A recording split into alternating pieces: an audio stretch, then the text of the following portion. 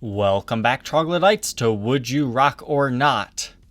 Today we are looking at a custom ordered 1980 Gibson ES-347 in a metallic purple color. I cannot say for any certainty if this is actually the original finish. However, the store is saying it is, and it does look old, but without being able to examine it in person, I can't say anything for sure.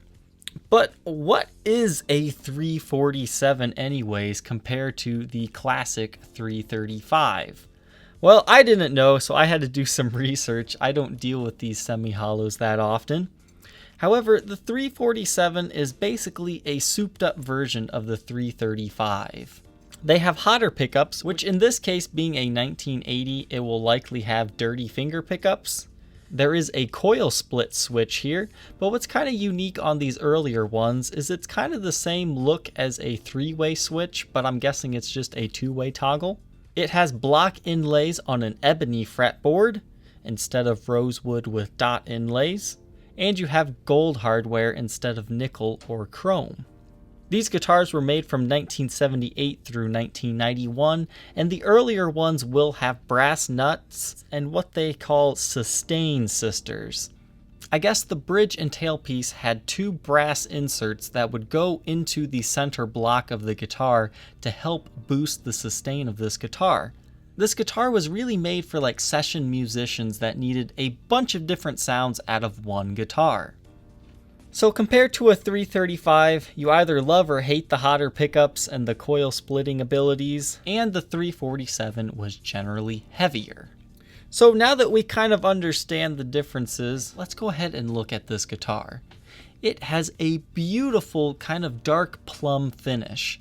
This is not a finish you see that often on a Gibson guitar, especially of the 80s. And here, this is basically a Les Paul Customs fretboard. You have the block inlays on an ebony fretboard. And here's another difference is you have the crown emblem on the headstock with multiply binding around it.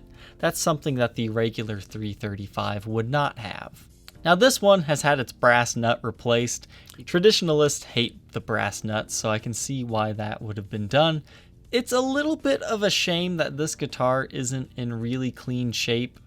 Otherwise, I think they would be able to get their asking price. But this guitar was definitely played, it was custom ordered, and used very well. But you've got some chipping to the finish, some stand rash, but here's what's kind of bad. They moved this top strap button, and it caused the neck to come undone slightly, I guess. You can see you have some finish stress crack lines here. Those are likely, once again, just finish checking lines. But what kind of scares me from this example is this slight gap right here. I'm sure the guitar is perfectly stable, but that's kind of a deal breaker for me if I was buying a guitar.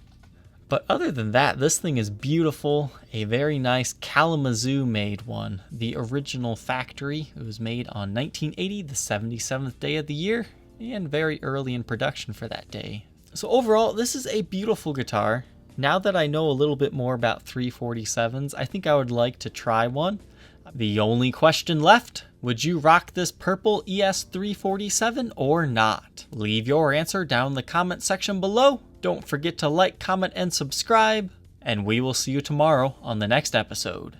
Take care.